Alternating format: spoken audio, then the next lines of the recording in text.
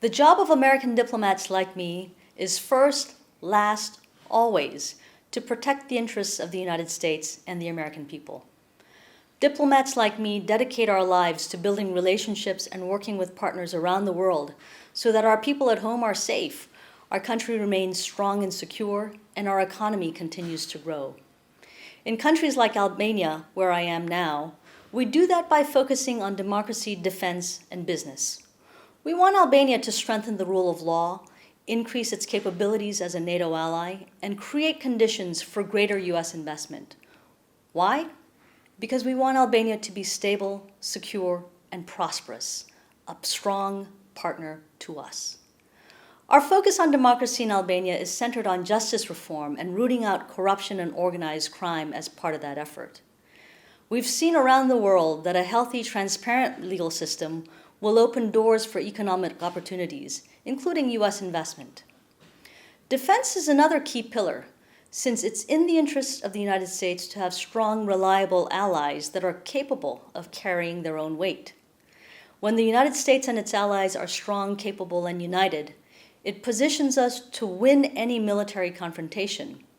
That advantage, in turn, means that others think twice before they attack the United States or its allies, and in that way, it contributes to peace.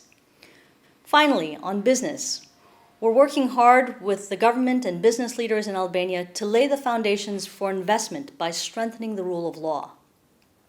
When rules are unclear and courts are corrupt, investors are scared off, and that reduces opportunities for generating jobs and prosperity, not only in Albania, but in the United States. We want to help create an environment where businesses see both opportunities and security in Albania. We want to open doors for American businesses in the market here. Those efforts will result in jobs for Americans and Albanians. In countries like Albania, we also provide foreign assistance. And as ambassador, I've emphasized to our team here how crucial it is for us to ensure that hard-earned taxpayer dollars are spent wisely. I think every American diplomat should be able to tell a fellow taxpayer, because we pay taxes too, how much we spend, why, and what we get for those hard-earned tax dollars. So we're out here working for you. Hello, my name is Andrew Lentz, and I have been a U.S. diplomat since 2003. I often stumble when family members and friends unfamiliar with the U.S. Foreign Service ask me what I do. It's hard to summarize in brief the work of diplomacy, which doesn't always produce clear outcomes or immediate results. So, over multiple fumbling attempts, I've started saying that as a diplomat, I share with foreign audiences America's experience with democracy and our struggles and successes toward becoming a more perfect union. I interpret and explain U.S. foreign policy and the push-pull process that creates it to help develop trust and avoid misunderstanding with our foreign partners that can lead to bad outcomes. Through my reporting and analysis, I help U.S. policymakers back home understand what is happening in the country in which I am residing and how it affects our security, health, and prosperity. I am a face of America abroad, representing, with my diplomatic colleagues, the diversity and complexity of our country while advocating for and defending our interests, including our values. I joined the Foreign Service, like many diplomats in my cohort, in the shadow of the 9/11-2001 terrorist attacks. I wanted to do my part to make sure that an attack like that never happened again. My first posting was Damascus, Syria.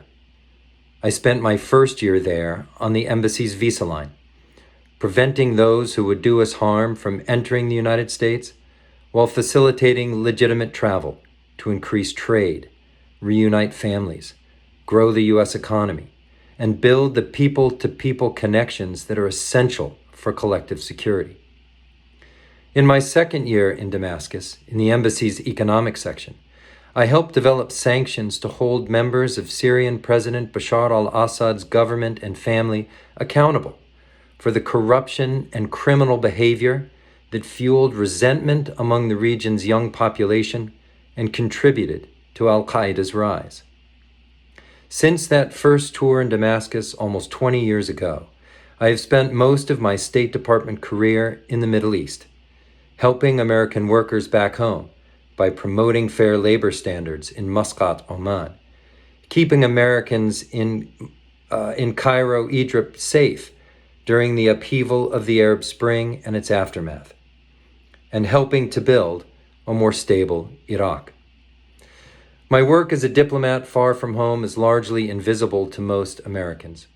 I can't claim that I have had a direct impact on Americans' day-to-day lives, but I hope that my contributions, now 20 years after 9/11, have helped make us as Americans better understood, better connected to the world around us, and in the end, a little safer. I think that this COVID-19 pandemic has made it clear that there are no longer really any local problems. Just thinking about the experience I had working in Mozambique on the HIV and AIDS challenges there, we were fighting stigma and trying to get through to people about the need for getting over the stigma and taking advantage of all possibilities to get treatment and all the life-saving treatment that they could get. It was one more global disease before the pandemic even hit, that when we get HIV and AIDS under control, it becomes less of a threat for Americans. In the same vein, certainly the COVID pandemic has shown us that all the work and investment that we can make in both improving the health care and public health for people in far-flung countries around the world actually, in its turn, helps to make Americans safer, healthier, and more secure. Hello, my name is Darragh Paradiso, and I'm the U.S. Consul General in Strasbourg, France. My team and I represent the United States in Eastern France and at the Council of Europe, which is a regional organization that creates legal standards for human rights, democracy, and rule of law. Every day, our work serves the American people, and I wanted to give you a few examples of how. First of all, we provide consular services to the Americans who are resident here in Eastern France and to tourists, students, and other visitors. We help people who end up in emergency situations, we replace lost passports, and more. Second, we work to support the American economy. We promote American exports here, and we encourage French companies to invest in the United States. This creates jobs for American citizens. And it also promotes trade that benefits American business and American consumers. There are actually about 500 American companies in this part of France, including some big names like Mars Wrigley. They have the second largest M&M's factory in the whole world in our region, about 12 kilometers north of where I'm sitting. Eli Lilly and Thermo Fisher. In the last few years, we've seen French companies invest in the United States and create new jobs in areas ranging from medtech to the manufacture of wood flooring. Our work at the Council of Europe also benefits American citizens, even if it's a little bit more indirect. For example, the United States and the Council of Europe worked together to create the Budapest Convention Against Cybercrime. This is the international treaty that makes it possible for U.S. law enforcement to work with international partners to catch online scammers and bring them to justice. Every day in our outreach in France, we work to show the best that the United States has to offer, and we continue to build a strong friendship based on our two countries' shared values and history. I'm Geoff Pyatt, U.S. Ambassador to Greece, and I'm delighted to talk about how the work we do here in Greece benefits the American people.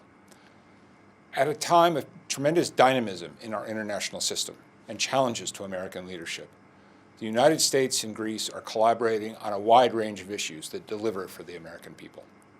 Number one, of course, is stopping COVID-19 and strengthening global health security. American technology and healthcare companies have helped to augment Greece's pandemic response, and the Hellenic National Public Health Organization now shares information with our CDC. And it's a source of pride here in Greece that the CEO of Pfizer, Albert Bourla, is a Greek American and one of the many Greek immigrants to the United States who have contributed to the richness of our society.